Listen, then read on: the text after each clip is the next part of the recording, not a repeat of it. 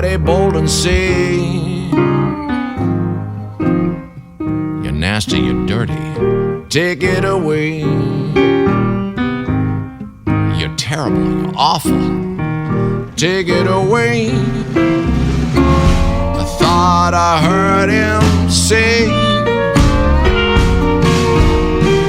I thought I heard body bold and shout. Open up that window and let the bad air out.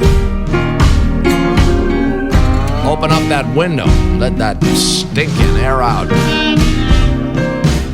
¿Querés hablar de literatura, de arte, de cultura? Literarte. Viernes 15 horas.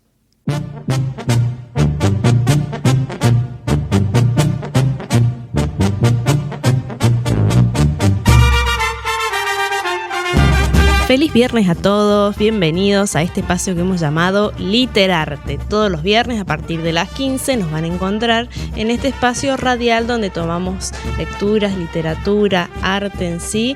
Y bueno, quien les habla Natalia, mis compañeros Gastón, Alberto y por supuesto un saludo a Hernán que está detrás, ¿sí? Y que bueno, nos van a comentar, nos van a sugerir, nos van a por supuesto musicalizar el espacio y decirles a todos los que no nos han escuchado que nos pueden escuchar mediante www.lectores.ulp.edu.ar. Además, Gastón, sí, tenemos la fanpage de sí. Buenas Facebook. tardes. Sí, aquellos que se quieren comunicar con nosotros a través de las redes sociales, por Facebook nos buscan en Lectores 3.0 y ahí pueden comentarnos sobre este cuento, qué les parece, lo que vamos a hablar hoy, sí, lo que hemos hablado y si quieren lo que vamos a hablar. Lo que vamos a seguir hablando. Y nuestro mail de lectores@sanluis.edu.ar. También tenemos el club de lectores, ¿sí? Que acá un poco la cabeza de esto es Alberto. Y bueno, quien quiera participar, por supuesto está invitado. Y la página es www.meta.lectura.sanluis.edu.ar. Saludamos a Silvina Baira, a Carlos Chávez, María Venegas, a Josefina Ares de Justo Darac. ¿Quién más? A Ramón Schneider. A Mauricio. Bien. Sí, a Luciano. Por supuesto, entonces saludamos a todos los habitantes de la provincia de San Luis y de todo el país por acompañarnos en este espacio llamado Literarte. Bueno, ¿en qué vamos a hablar hoy, Alberto? Bueno, buenas tardes a todos. Hola Nati, hola Gastón. Hoy vamos a volver a Edgar Allan Poe. Wow. Con El hombre de la multitud. Uh-huh. Un cuento sobre, bueno, después nos explayaremos, pero un cuento distinto a lo que, en cuanto a su dinámica, su ritmo y sobre todo su género, distinto a lo que nos tiene acostumbrado la palabra Poe. Cuando escuchamos Poe nos vamos directamente o al policial o al horror, el fantástico, y este es como otra cosa, pues parecida pero es distinta, así que entremos al mundo Poe. Leamos. Cuando llegaron las sombras de la segunda noche y yo me sentía cansado a morir, enfrenté al errabundo y me detuve, mirándolo fijamente en la cara. Sin reparar en mí, reanudó su solemne paseo, mientras yo, cesando de perseguirlo, me quedaba sumido en su contemplación. Este viejo, dije por fin, representa el arquetipo y el genio del profundo crimen. Se niega a estar solo. Es el hombre de la multitud. Sería vano seguirlo, pues nada más aprenderé sobre él y sus acciones. Bueno, este es el final o casi del cuento, un cuento corto como son la mayoría de los cuentos de Poe. ¿De qué trata El hombre de la multitud? ¿De qué trata? Sí, eso queríamos. El hombre de la multitud es un personaje, el narrador, que cuenta en primera persona la historia, que está saliendo de una larga convalecencia, enfermedad, sentado en un bar en el Londres de 1840. Después vamos a profundizar, pero Londres en 1840 era tal vez la ciudad por excelencia, por lo menos en Occidente. Y empieza a mirar por la ventana y empieza a describir una situación social. Se supone que es la hora en la que todo el mundo sale de trabajar, y describe a la gente que va pasando por la calle y la va como catalogando. este trabaja de tal cosa, este trabaja de tal otra, tiene tales características, este tiene tales problemas, este tiene tales rutinas, hasta que, estoy salteando para no aburrir con esto, después nos explayamos un poco más, hasta que encuentra una persona que no la puede clasificar. Ujú. Entonces le genera mucha curiosidad y la empieza a seguir. Y la sigue durante 2 noches, y entiende que es una persona desclasada, marginal. Después vamos a entrar en la profundidad del cuento en el segundo bloque, pero así como adelanto, hay una idea de cómo este nuevo sistema que se estaba imponiendo en Occidente a partir del siglo XIX, a partir de la Revolución Francesa y la Revolución Industrial, lo que llamamos la modernidad, se estratificó laboralmente, profesionalmente, en términos de la dinámica social, pero tiene algunos errores, tiene algunas consecuencias inesperadas, o tiene algún grado de marginalidad que representa a este hombre de la multitud, que es alguien que hace la suya, que hace lo que quiere, que camina toda la noche, que anda por diferentes barrios, que está dispuesto a todo o a nada, que ni siquiera es consciente de que lo están siguiendo. Y todo este proceso de descubrimiento es lo que da el cuento, hasta que finalmente, después de la segunda noche, abandona la búsqueda a nuestro narrador y concluye más o menos como vos, Natalia, habías leído en el párrafo que te tocó leer. Bien, Gastón, ¿qué te pareció el cuento? Extraño. Sí. Es muy extraño, es un cuento que uno apenas lo agarra, le parece muy llano y muy sencillo esta persecución, más allá de que esto que hizo muy rápido Alberto, pasa en toda la capa social de Londres desde 1840, pasa por al frente de esa vidriera y después hace un recorrido geográfico. ¿Atrás de qué? Bueno, eso es lo que vamos a ver en el segundo bloque, pero es un cuento en principio muy, muy extraño para mí. Bien, y tenemos a un perseguidor. Sí. Bueno, los personajes son 2, ¿sí? Sí. Y eso es lo más extraño de todo. Todo Londres y toda esta situación social que describía Alberto tiene 2 justificativos. Uno es el narrador, es el que nos cuenta, es el que nos lleva, y que yo, para simplificar, y después lo vamos a ampliar, se ha resumido así como, lo veo como un lente con conciencia, ¿sí? Sí. Alguien que nos va a mostrar algo, pero es sabedor de dónde está. Sí, de hecho yo creo que algo me pasó muy similar cuando lo fui leyendo, de que este perseguidor era una cabeza, ¿no? Unos ojos que iban mirando a ese otro que de pronto, hasta que lo llega a encontrar, como fue que leí lo ve a los ojos y dice, bueno, me aburro y me voy. Sí, y ahí también es interesante porque después lo vamos a charlar, qué sucede en ese enfrentamiento, ¿no? Cuando existe la confrontación entre el perseguidor y el perseguido, o el observado, ¿sí? Que esto, bueno, tiene mucho que ver de cómo arribé al cuento y cómo cómo arribé al cuento. Creo que está bien expresada la idea a la que quiero llegar, y yo lo veo como un hombre que es capaz de sumergirse en la modernidad, ¿sí? Este hombre Perseguido. El perseguido, ¿sí? Este hombre extraño que se le presenta al narrador y no lo puede identificar dentro que puede entrar en esta nueva modernidad que está llegando. Exactamente. No sé si estoy muy de acuerdo, ¿eh? A ver, ¿por qué no te parece que este hombre no se puede sumergir en la No te lo voy a modernidad? contestar ahora, te lo voy a contestar en el tercer bloque. Dale. Sí, justamente.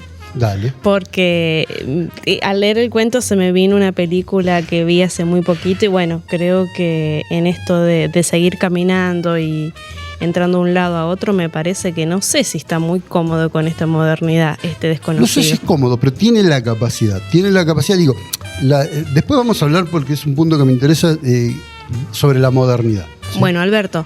Una cosita más antes de ¿A qué género pertenece? Decime, porque yo lo leí y dije, ¿qué onda? El maestro Fareta dice que, entre otros, que inaugura un género que se llama terror metafísico y que en general tiene, entre otras características, un terror absolutamente no físico y una dinámica o una estructura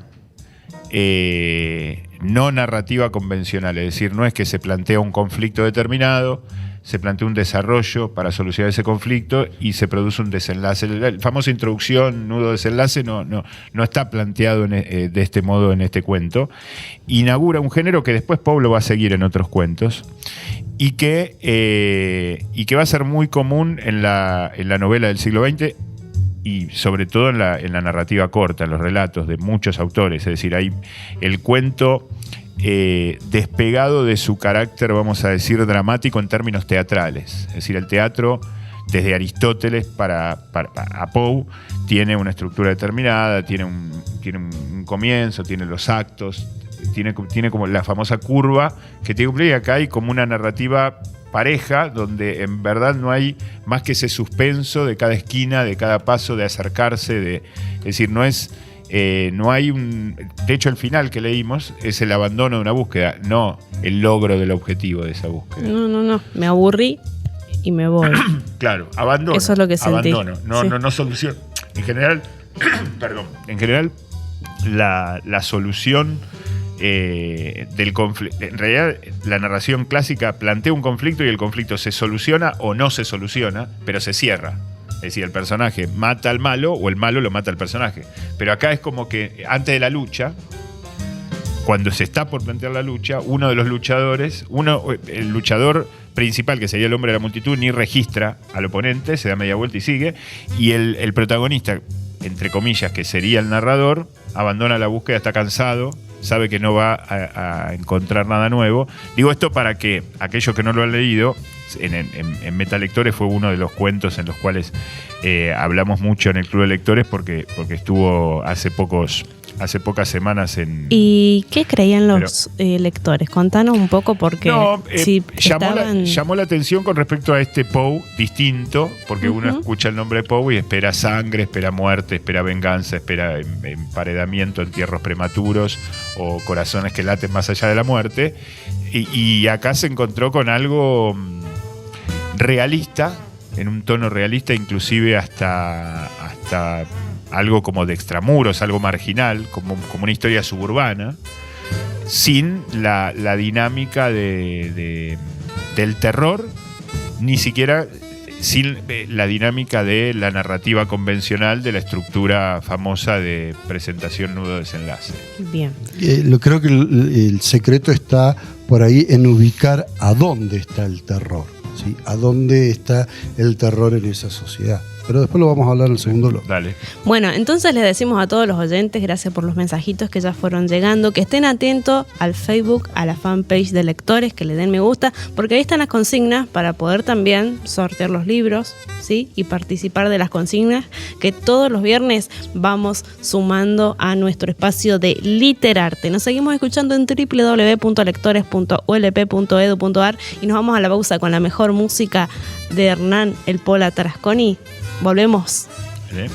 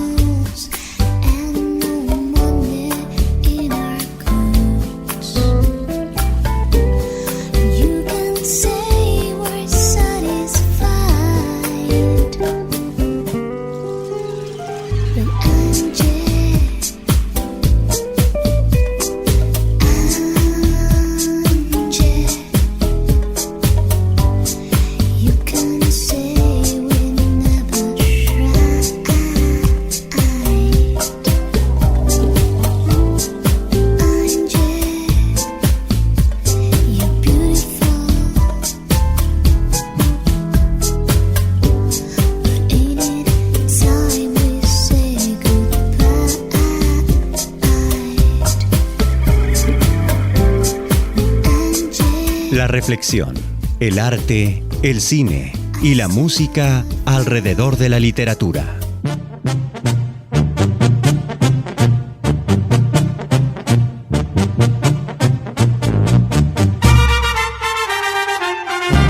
Volvemos a la pausa luego de haber escuchado esta exquisita música que selecciona Hernán El Pola Tarasconi. Y saludando sobre todo a todos los oyentes que nos escriben a la fanpage, que nos comentan. Decirles, muchísimas gracias por participar de este club de lectores y por supuesto de escuchar todos los viernes en www.lectores.ulp.edu.ar la radio.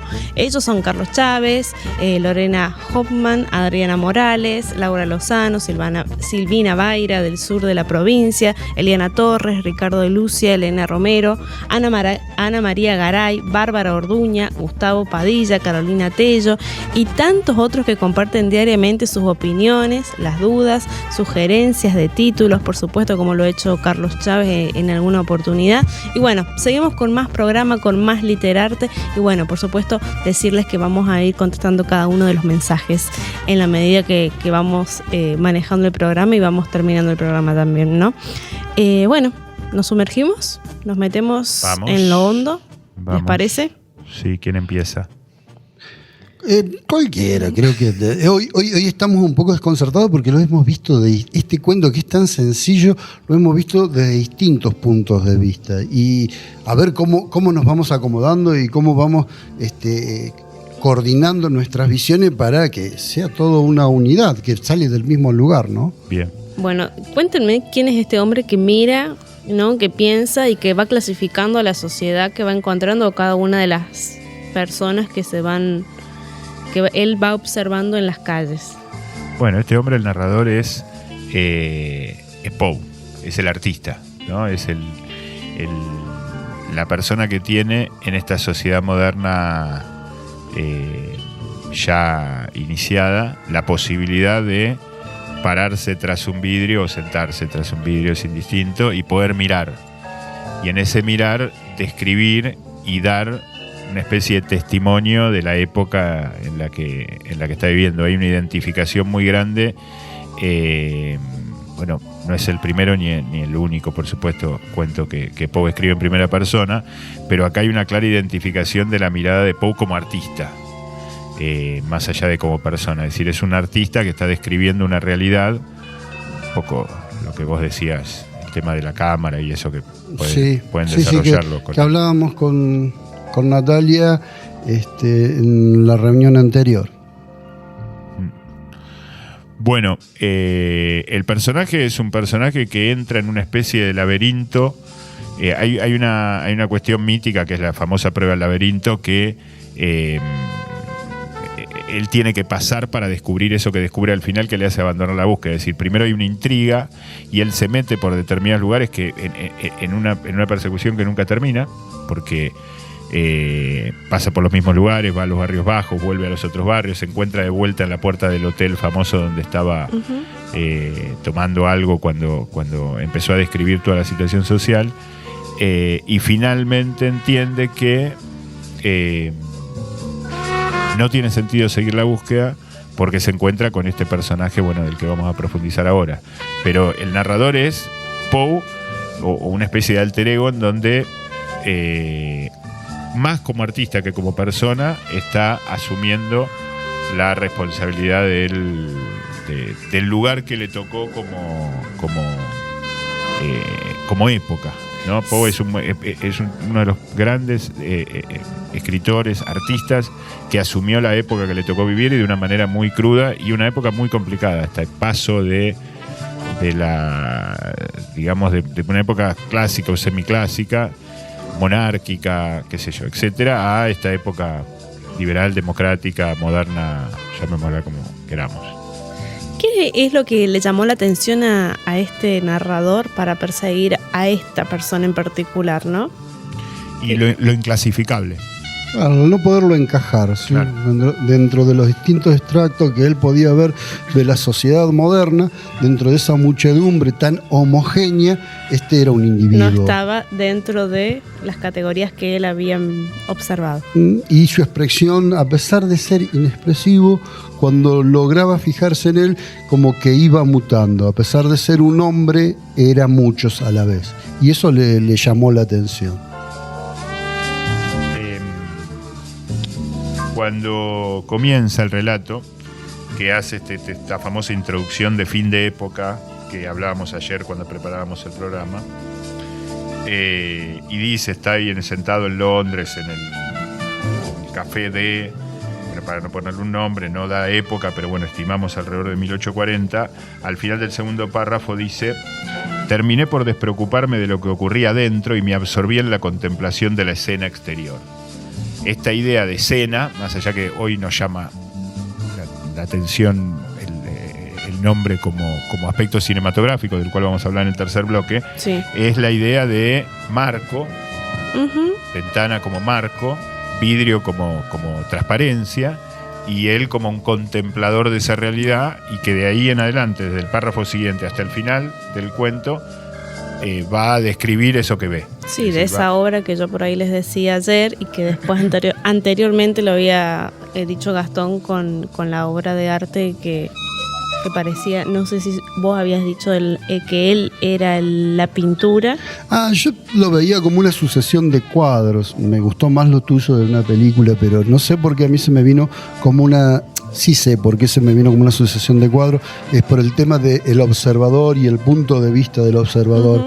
Yo este cuento lo encaré desde la modernidad y desde el contexto, lo novedoso que era la muchedumbre, el amuchamiento, ¿sí? Hoy no es natural salir a la calle y encontrarnos con mucha gente en la misma situación que nos describe Poe, pero en 1840 había pocas ciudades que cumplían con estas características. Poder observar, necesitas estar alejado un poco, ¿sí? Y eso te lo da también la muchedumbre, ¿sí? Al estar el individuo metido en una masa, en un contingente de gente, el individuo se puede alejar y puede observar. Creo que está muy bien graficado con esto que decía Alberto de la ventana y poder ver el mundo a través de una ventana. Yo lo encaré un poquito desde ahí, pero lo veía como un cuadro. Me gustó más tu imagen esta del lente con conciencia, ¿no? Sí, creo que lo del lente con conciencia se asienta más cuando él ya se levanta, sale de ese marco y persigue como si fuera un dron. Lo podemos ver como... Y es la como mirada del observador, del que está contemplando esa obra de arte ante un punto o un objeto de la obra. Sí, podríamos hacer esta analogía, se me ocurre ahora y creo que funciona en el caso de Poe. Es el artista mirando la obra cuando está sentado en el café por la ventana, y después el artista metiéndose adentro de la obra, una vez que sale del bar y empieza a perseguir, y siendo protagonista de su propia obra. Me parece que nunca entra a la obra, que Y solo pero, la observa. Pero el que persigue es él. Si él no se levanta del bar e interviene, este hombre de la multitud desaparece de ese cuadro y no lo ve más. Y pero la obra no sigue termina. la mirada ¿Cómo? en esta obra de arte que me interpela. No, está bien, pero digo, cuando yo digo interviene, no es que interviene físicamente o interviene, no es que interviene... O que se mete adentro y es parte de la obra también. Claro, es decir, interviene en este sentido, es decir, hay un cuadro, una ventana, un encuadre de cine, una pintura que él mira y en un momento se ve en la necesidad, por intriga o por lo que fuera, se ve en la necesidad de entrar y participar y ser parte. Una parte pasiva, porque verdaderamente solo hace espiar y perseguir, sin ningún fin concreto, porque no sabe qué es lo que está haciendo ni él, y encima al final, cuando podría intervenir directamente, ocupar un rol protagónico, abandona. Bien. Pero evidentemente le entra a esa ventana. Es como La ventana indiscreta de Hitchcock, no sé si la han visto. Es decir, el tipo está postrado mirando por una ventana y en un momento tiene que intervenir. En un momento tiene que intervenir y tiene que atravesar esa ventana porque no le alcanza, no puede solucionar lo que está viendo solo mirando.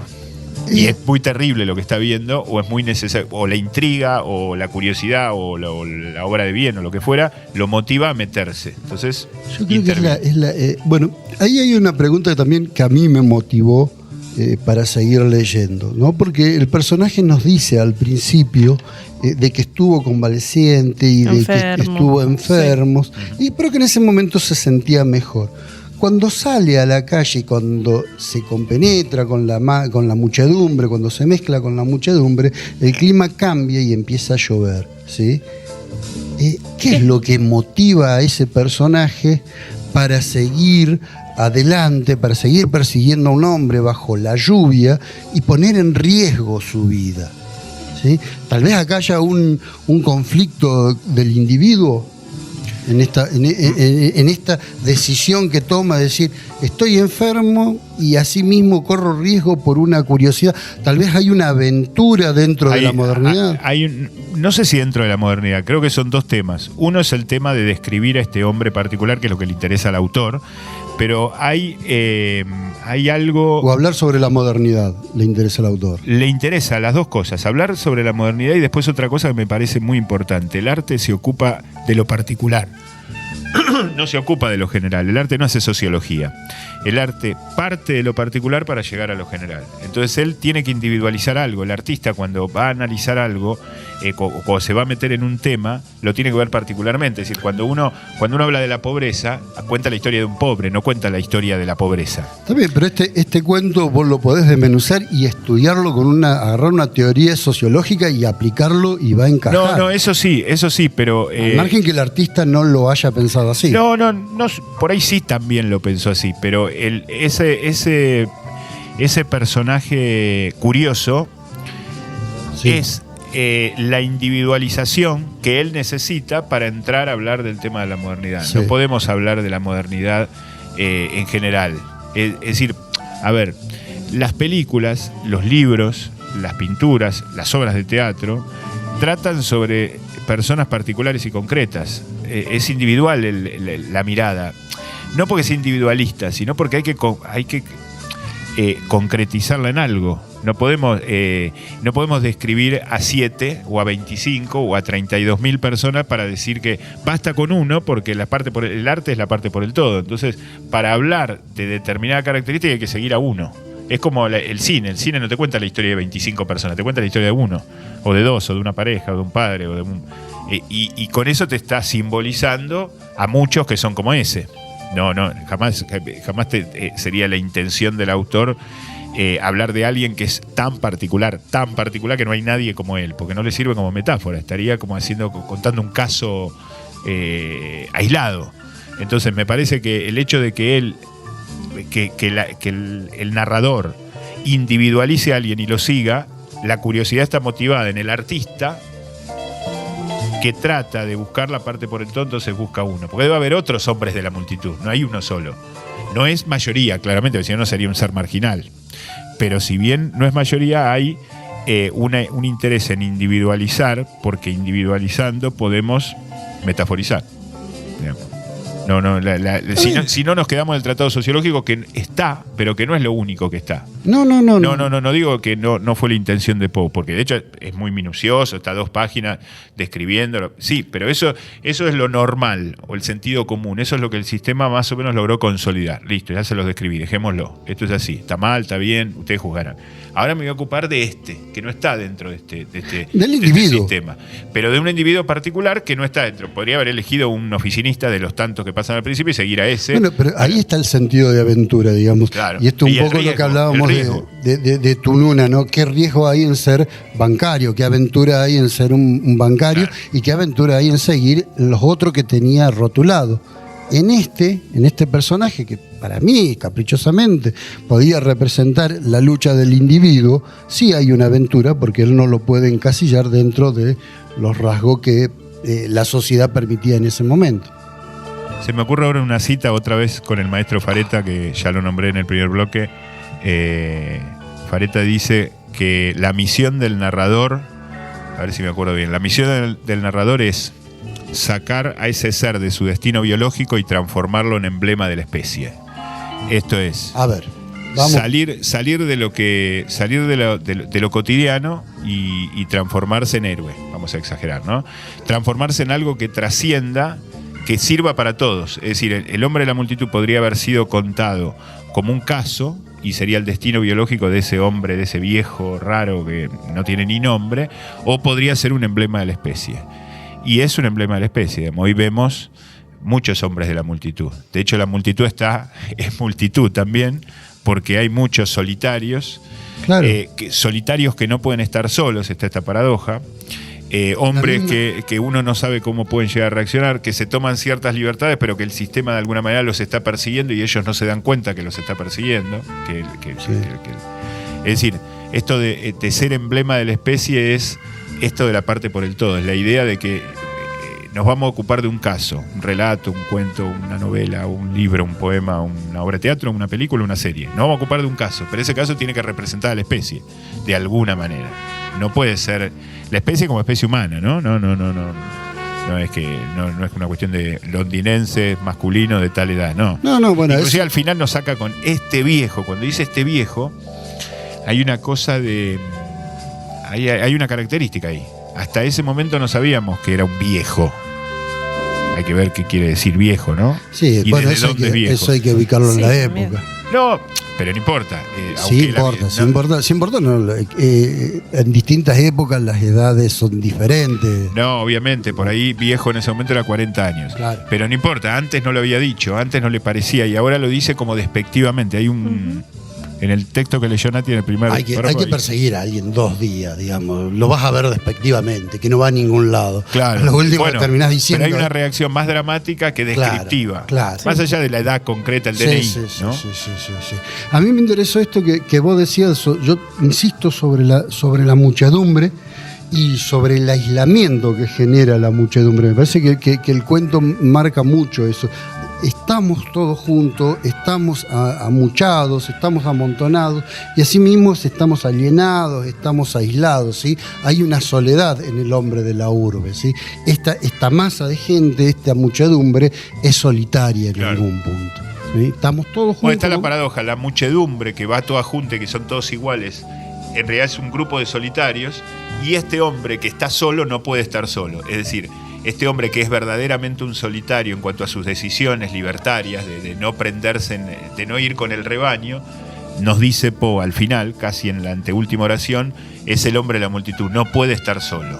Es decir, no puede estar solo, es que tiene que estar marginado, pero dentro de la multitud, tiene que caminar por la calle. Tiene que caminar por la calle, tiene que entrar a distintos locales y conversar y salir, y volver a entrar a otro. Es como que, de alguna manera, anda caminando solo, pero necesita de este contacto con los otros, vaya a saber, ¿no? Qué pregunta, qué pide, qué quiere o... Nada, mira productos. Hay algo que entra en una frutería y sí, mira todos los productos. Y a la vez no tiene curiosidad. Está muy bueno cómo lo detalla Pau, porque describe su mirada. Es como una falsa curiosidad, es como quien entra a una verdulería entusiasmado, pero en realidad cuando ya está adentro dice manzana, pera, banana. Bueno, y se va. lo piensa él, pero en el texto también en esto de la soledad, no se observa que el perseguido pueda entablar conversación con alguien. No hay contacto. No hay contacto y aparte como está en una situación casi policial de perseguidor, el perseguidor no actúa más que con su mirada y pero el otro el perseguido no. tampoco. El perseguido no, tampoco. Hay situaciones misteriosas donde entra un lugar y no sabemos bien qué, porque lo esperamos pasa? de afuera. Me quiero decir una cosa con respecto a esto para cerrar el segundo bloque, antes de irnos a la pausa. Hay un elemento que Poe trabaja y que varios artistas después del comienzo de la modernidad trabajaron, Baudelaire, por ejemplo, y otros tantos en el siglo XX, que es describir a la modernidad como algo discontinuo. Claro, metamorfósico. Claro, esto de que va cambiando, de que lo que después Heidegger en el siglo XX desarrolló como la avidez de novedades, como que nos interesa esto hasta que lo tocamos y ya no nos interesa más y queremos comprar esto. Y esta idea de querer comprar lo que uno no tiene y cuando lo tiene ya no lo quiere y quiere comprar otra cosa. Esta cuestión de discontinuidad está expresada casi como en ningún otro relato de la historia de la literatura en este hombre de la multitud. El hombre de la multitud es una persona discontinua por excelencia y es el emblema de lo que viene, de esta nueva sociedad que él ve en Londres en 1840, pero que hoy la vemos cotidianamente y que todos tenemos algún grado de discontinuidad. todos estamos discontinuos. Todos estamos descontinuos, es por eso que también nos vamos a la pausa, saludando a todos los oyentes y que nos sigan escuchando en www.lectores.ulp.edu.ar. Vamos a una pausa y volvemos al último bloque del programa. ¿Te Dale. parece? Vamos. Sí, vamos.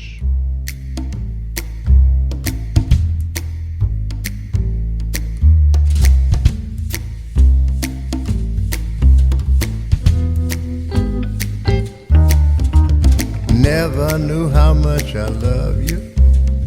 Never knew how much I care. When you put your arms around me, I get a fever that's so hard to bear. You give me fever when you kiss me, fever when you hold me tight. Fever in the morning, fever all through the night. Sun lights up the daytime, moon lights up the night. I light up when you call my name, and you know I'm gonna treat you right. You give me fever when you kiss me, fever when you hold me tight. Fever in the morning, I'll fever all through the night.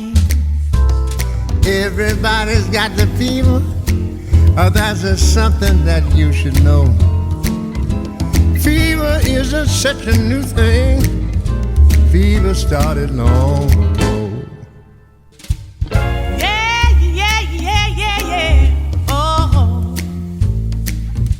tell about it. Romeo loved Juliet. Juliet, she felt the same.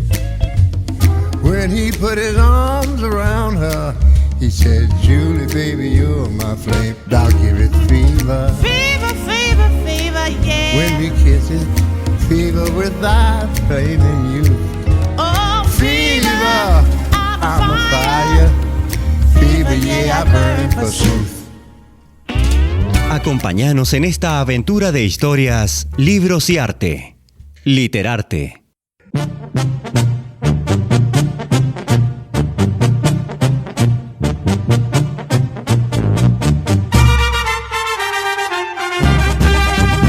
Volvemos luego de la pausa al tercer bloque de este programa Literarte con un autor como es Edgar Allan Poe y El hombre de la multitud. Y recién yo les contaba que me parecía un poco el texto que habíamos trabajado en este programa. Me hacía mucho ruido y lo relacionaba o tenía puntos de relación con una película que vi hace muy poquito que se llama Perfecta Desconocida, ¿sí? Con los actores de Rachel Weisz y Michael Shannon, si está bien pronunciado. Sí. Bueno, la idea es la misma, ¿no? Una mujer que se va cansando o que de alguna manera no soporta que los cuestionamientos de las personas hacia ella le vayan siendo insignificantes. Tanto es el punto de que se separa de su pareja, después 15 años después lo vuelve a encontrar en una cena donde él la recuerda, pero ella no quiere recordar su pasado. Como corresponde. De alguna Te encontrás manera, con tu ex, no querés recordar el pasado. pero de alguna manera ella había llegado ahí por algo, o sea, Claro. buscándolo, ¿sí? Y en esto de Mis histéricos me engañan. y en esto de presentarse, ella cuenta su vida, pero no es la vida que él había conocido, ¿no? Es como que a lo largo del tiempo ella se va cansando de su personalidad, va huyendo de un lugar, de sus nombres, de su profesión, para comenzar otra vida, donde no hay cuestionamientos, donde no hay familiares, donde no hay amigos. La discontinuidad por excelencia, Sí. digo. Sí, sí. De hecho, la película termina donde, bueno, lo invita al muchacho, ¿a la expareja? que se vaya con ella, Ajá. porque él, al recordarle quién había sido, o sea, Pasan en esas esto, cosas, ¿ves? Porque no hay que encontrarse con las exparejas. ¿Y qué pasó? No, No. dejes así. se va. Se van Ella juntos. No, No. se va sola, huye. Pero no lo fue a buscar. No. Ah, mis histéricos me engañan. Bueno, No. y en esto de huir, de ir buscando distintas profesiones, distintos Sí. nombres, Sí. yo creo que un poco tiene que ver con este hombre de la multitud, ¿no? Sí. Un desconocido Ajá. que va siendo ¿no? Lo que por ahí muchas veces la sociedad le pide o no le pide. Sí. En este caso, no soporta que la sociedad le esté pidiendo y cuestionando todo el tiempo a esta mujer. ¿Y ella tiene como una necesidad de cambiar o se siente presionada a cambiar? Se ¿Cómo lo siente viviste? presionada a cambiar. Se siente Sí, presionada a cambiar. Creo que no tiene respuestas a las preguntas que los otros les hacen, entonces como que va saltando, ¿no? Ajá. Bueno, fue doctora, fue bióloga. ¿Pero era doctora de título o estudiaba así, de doctora de café o se ponía en la práctica a estudiar, a atender Se ponía en la pacientes? práctica, pero mira que lo que tiene la película es que va mostrando, de hecho, al iniciar te muestra una mujer mucho más joven que de pronto llega a una pensión a compartir una habitación, Sí. muy hippie esta mujer, y después pasa a la cena directamente cuando llega a encontrarse con ese ex, ¿no? Totalmente cambiada. La discontinuidad por excelencia. Algo que es, como vos decías, Alberto, que es muy característico de la era moderna. ¿Sí? Ajá. Sí, Mirá sí, qué sí. interesante. Si Bien. que lo quieren ver, después de Recomendémosla leer. y que la vean y nos comenten. Perfecta desconocida del año 2016 y está en inglés. Sí, 1 hora y media. La verdad que bastante ¿Te entretuvo? entretenida. Sí. Bien. Sí, ¿Cuántas Natalias le das? ¿Cuántas Natalitas le das? De 1 a 5. 3. 3 Natalitas. Perfecto. ¿Qué más nos trajo este cuento de Edgar Allan Poe, El ¿Qué hombre de la relación? multitud? ¿Cómo lo hemos podido relacionar? Estamos Bueno. tratando de ponernos de acuerdo si vamos para el mismo lado o hemos leído distintos cuentos y creemos que hemos leído el mismo. No, creo que la idea de leer distintos cuentos es una de las ventajas del arte, ¿no? Que es el mismo porque las letras impresas en el libro o puestas en un PDF son las mismas, pero la mirada es distinta, entonces esto hace que valga la pena hablar de esto y leerlo y preparar los programas y hacer los programas y hacer pensar y seguir discutiendo el tema. Yo quería hacer un pequeño comentario sobre la influencia de Poe en el cine, no ya en lo evidente, digamos, porque el cine está influido no solo por Poe, sino por toda una serie de escritores, dramaturgos, pintores, filósofos, teólogos, sino particularmente en el esfuerzo que hace Poe sin querer, me imagino, porque ni siquiera creo que estaba desarrollada la fotografía, en varios párrafos, en varias oraciones a lo largo del cuento para darle un carácter de audiovisual al relato, ¿no? Ujú. La palabra escena que ya habíamos visto. El segundo párrafo dice, bueno, en un atardecer de otoño hallábame sentado junto a la gran ventana que sirve de mirador en el Café D. Esto lo dejo como un asterisco para otro momento para no extenderme, pero atardecer de otoño es una referencia clara a un fin de época, que es lo que relata en el párrafo anterior, pero esto de mirador, lo de la escena exterior como contemplador que leí en el segundo bloque. Después hay dos pequeñas cosas que dice en un momento que habla de los sentidos, de cómo le llega a él lo que está viendo a sus propios sentidos. Después vuelve a hablar de la palabra escena. Y después dice, en un momento dice, era capaz de leer la historia de muchos años en el breve intervalo de una mirada. Eso es el cine. Es decir, es una definición de cine. Leer la historia a través de pequeños intervalos de la mirada es el cine. Después, pegado en la frente de los cristales, ocupábame en observar la multitud. Bueno, entrar en acción cuando decide salir. Es decir, hay un montón de palabras que él, sin darse cuenta, alimentan esta idea de lo que después va a ser el audiovisual o de lo que después va a ser lo cinematográfico. Pero quería ir a otra cuestión. Cuando Griffith inventa el cine hacia 1908, en Estados Unidos, el cine venía de esta discontinuidad, para seguir con la palabra, desde la invención de los hermanos Lumière en Francia en 1895, de 10, 12, 15 años de experimentación y discontinuidad y de jugar con la novedad. Inclusive ellos mismos se habían aburrido, los mismos Lumière al año y pico del invento se aburren del invento porque no tenía una... no se sabía para qué iba a servir más que para filmar la vida en movimiento, lo que ellos decían, la vida tal cual es, de filmar. ¿Qué pasa? ¿De qué te reís? El movimiento del micrófono. La vida en movimiento. La vida en movimiento, bueno. Y el cine necesitaba darse un sentido como arte, que fue el que le dio Griffith, sobre el cual profundizaré alguna vez, no quiero meterme ahora, porque sería muy largo. Pero el cine nace en plena modernidad, producto de el patentamiento de una máquina, y es el primer arte maquinal, es el primer arte que tiene dos características esenciales de la modernidad que no tienen necesariamente ninguna de las artes anteriores. Primero, su carácter maquinal, y segundo, su carácter mercantil. El cine nace en una época en donde cualquier película, aunque sea la primera, la segunda, se compra, se vende entrada, se publicita, entra dentro de un círculo comercial. Entonces, Griffith lo que hace, y creo que es lo más heroico del trabajo de Griffith, es dar vuelta como una media este sistema maquinal y utilizar la máquina para contradecir los fines de aquellos que inventan las máquinas. Es decir, hablar en contra de lo maquinal, en contra de la técnica, usando la técnica. Y creo que esto pudo ser posible, entre otras muchas cosas. Sé que estoy explicando muy rápido, estoy yendo muy rápido y ahora ya concluyo, con lo cual van a quedar un montón de dudas, pero bueno, lo podemos seguir por el Facebook o por el Club de Lectores o en programas futuros. Creo que esto tiene mucho que ver con el camino que le allana Poe y otros escritores norteamericanos,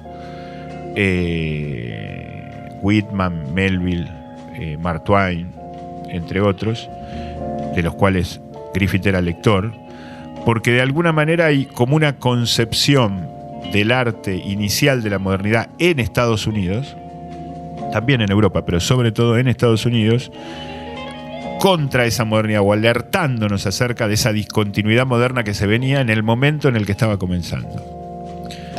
Entonces, la tarea de Griffith fue titánica, fue genial, y tal vez Griffith fue una de las personas más importantes en el siglo XX en tanto haber podido hacer esto, porque esto dio, al dar vuelta como una media el proceso o el sentido de hacer del cine, abrió la puerta para que miles de directores después lo puedan hacer. Pero creo que, no sé si él lo habrá agradecido o no, si él habrá sido consciente de esto o no, yo creo que sí, le debe mucho a cuánto allanó ese terreno cultural la literatura de principios de la modernidad. Si le vino bien a Griffith que el cine no se hubiera inventado 100 años antes, sino en ese momento, así, desde la Revolución Francesa e Industrial hasta la invención del cine hubieran pasado muchos autores, muchos pensadores y un faro gigante como el de Edgar Allan Poe. No sé si se entiende lo que quiero decir, sí, o tengo que especificar más, ¿sí? No, entiendo perfectamente que Poe es muy cinematográfico y que ha ayudado a los directores de cine a un recorrido del arte. Sí, a una mirada del arte que es difícil, porque el cine, una de las críticas que tuvo hasta los 50, hasta los 50 del siglo pasado, fue que era un entretenimiento de masas partiendo de algo natural, es decir, no era reconocido por los intelectuales, por los filósofos, por los escritores, por los teatreros, porque era un arte que se hacía con un artificio nuevo, que no era un arte, digamos, no era algo hecho a la mano, no era algo artesanal, sí, en todo sentido. Entonces el cine tuvo que luchar mucho contra eso. Lo que se le ocurrió a Griffith, y creo que gracias a Poe y a otros, es, bueno, lo hacemos con una máquina, no vamos a negar la máquina, no vamos a tirar la máquina a la basura ni a quemarla, porque van a construir otra máquina. Es decir, esto se viene así, terminamos con un celular en la mano todos, dijo Griffith hace 100 años. No podemos evitar eso. Bueno, usemos la máquina para hablar en contra de la máquina. Sí, que fue ingenioso.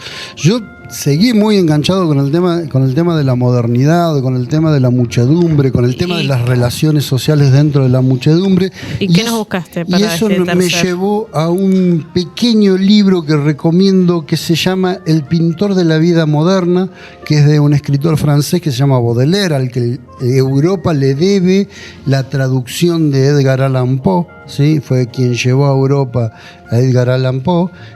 Y en este pequeño cuento son 13 capítulos, que son 13 pequeños ensayos. Él va a tratar de explicarnos y de mostrar su modo de pensar y de ver de la sociedad. Ahora ya estamos hablando de un 1860, 1870, ¿sí?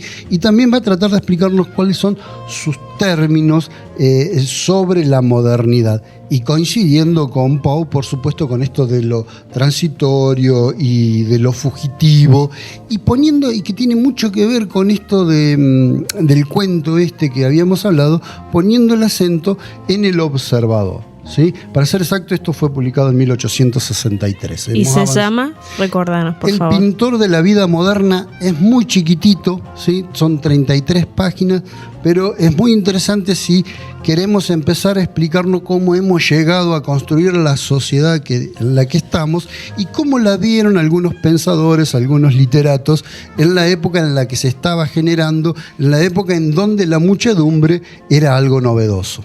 Algo novedoso como el otro cuento que vamos a trabajar el próximo quiero viernes. decir algo de lo que dijo Gastón, perdón.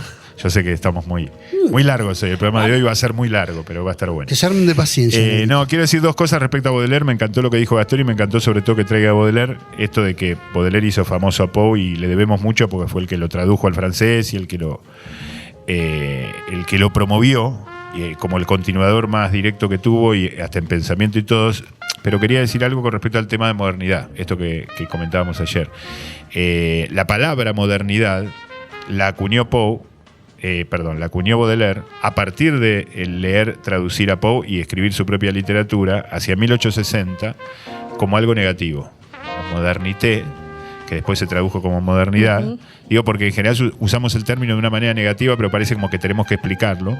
Inclusive, creo que equivocadamente se suele utilizar muchas veces en televisión, sobre todo como algo positivo, y en realidad es un término que fue acuñado por un pensador que viene de la tradición de Edgar Allan Poe, un grandísimo escritor francés de la segunda mitad del siglo XIX como fue Baudelaire, para describir un estado de cosas discontinua, extraña, partida, fugaz, material, que se va cambiando, esto de la metamorfosis. Que se va acomodando, que no se conforma demasiado. Bueno, esto que describíamos hace un ratito, ¿no? Quería recalcar eso antes de... Vamos al cierre, Nati. Vamos al cierre de este programa y sin dejar de contarles a los oyentes que la próxima semana vamos a trabajar a la escritora norteamericana Margaret Millar. ¿Sí? Esa no la conozco. Margaret Millar. Vamos a presentar una nueva escritora sobre la que no hemos trabajado en todo el ciclo. Sí. En todo el ciclo radial, con el título de La pareja de la casa de al lado. Los cosos de al lado. De los cosos de al lado. Como el tango, hermoso cuento.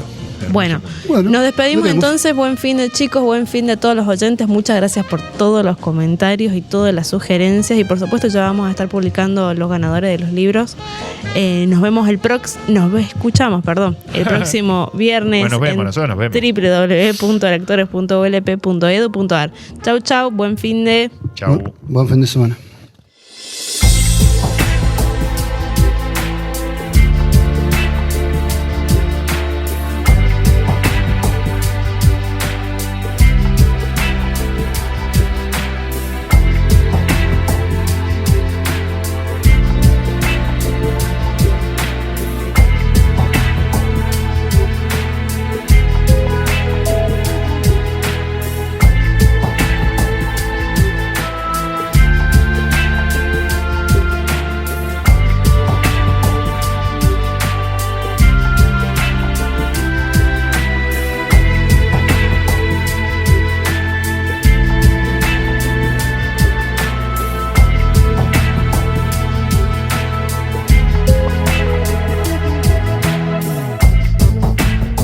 Everybody sees some changes. Everybody sheds a skin or two. You won't recognize me when I get over you.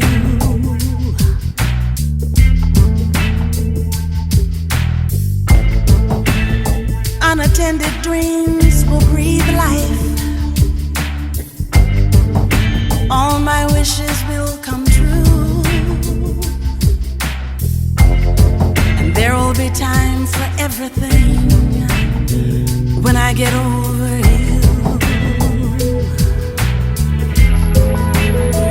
When I get over you,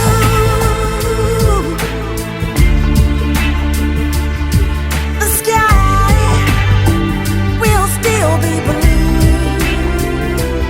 and I'll swim there if I want to. When I get over you,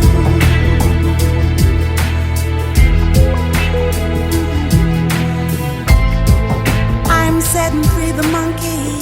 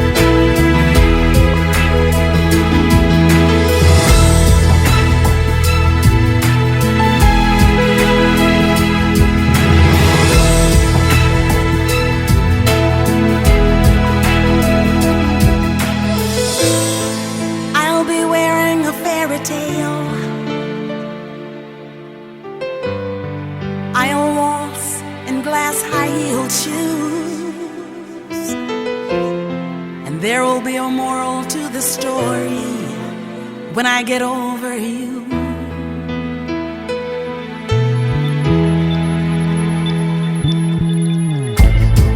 I'll be the life of the party. I'll misbehave and act the fool. And I won't care who knows me when I get over you. When I get over you, the sky will still be blue, and I'll swim there if I want to when I get over you. When I get over you,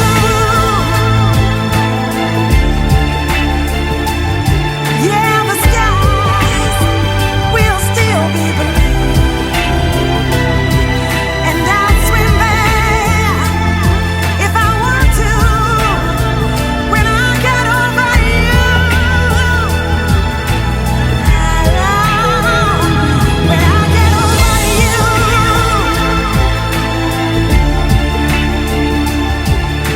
the skies will still be blue. I said I'll surrender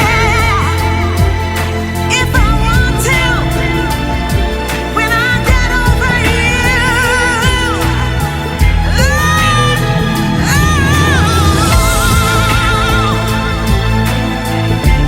Literarte. Viernes 15 horas. Para los metalectores, recuerden que a finales del concurso, aquellos que leyeron todos los cuentos participan de un desafío por increíbles premios. No dejen de leer. El 28 de septiembre se viene el desafío literario. Para los lectores que no ganaron en su categoría, pero participaron en el concurso hasta el final, hay una nueva y última trivia con muchos premios. Recuerden, 28 de septiembre.